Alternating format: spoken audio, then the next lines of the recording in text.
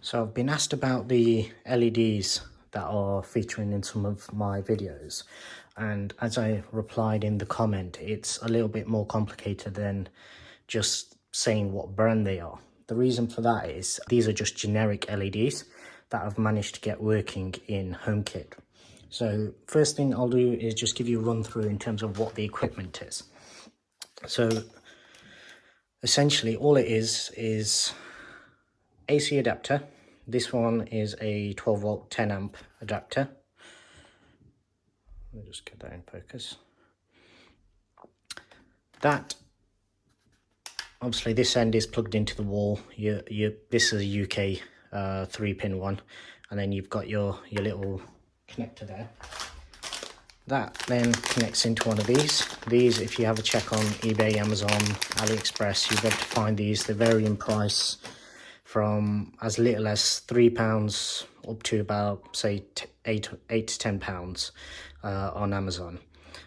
These ones, you do get some with an extra wire coming out for RF. I don't use the RF ones. I only use it over Wi-Fi.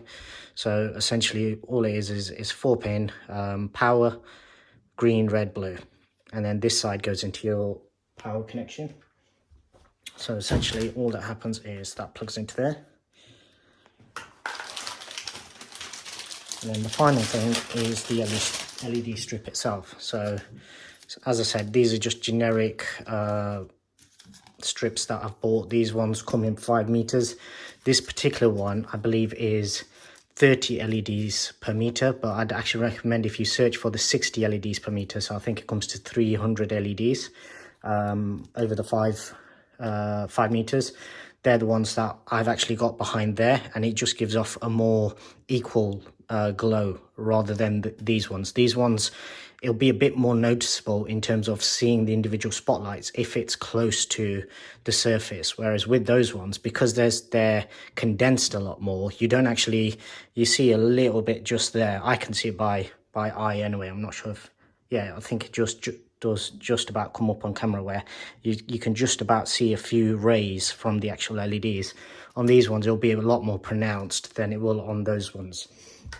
So essentially this just plugs into here, and you have your little arrow showing you which one, how to line it up. Same thing on there. So I'll just flip that over. These aren't plugged in at the moment, so what I'll do is I'll just plug it in, and then I'll show you the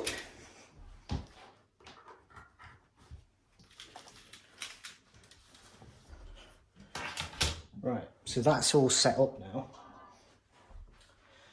Next thing you do is these, as they can be used straight through this particular app. So it's the Magic Hue app, sometimes called Magic Home.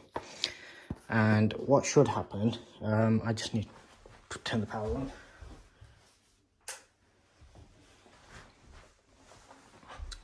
Right, because I've added all of these in the past, there should be an extra one showing up somewhere.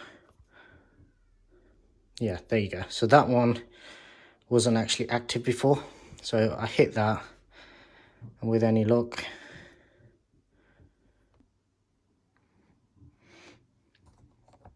okay, so picking up where we left off, because it'd been so long, it had actually forgotten the Wi-Fi settings on the actual controller. That's why I've just had to re-add it, because you have to put in your Wi-Fi password. I didn't do that on camera. But as you can see, it's now added into this app, so I can turn it on and off. If we click into it, we can change the color to whatever we want.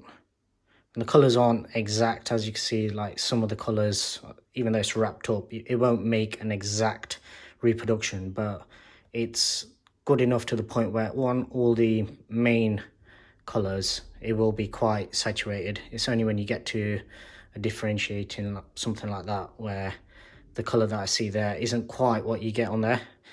It also depends on the length of the strip as well. The longer you go with the strip, the less power it can actually hold along the actual strip itself. So even though the AC adapter is more than powerful enough to do 25 meters of these, it physically can't carry the signal, as you can see just in there. So that's essentially what I've got. Now, obviously, this app that I'm using here is the main app for the for that particular controller, the actual Wi-Fi controller.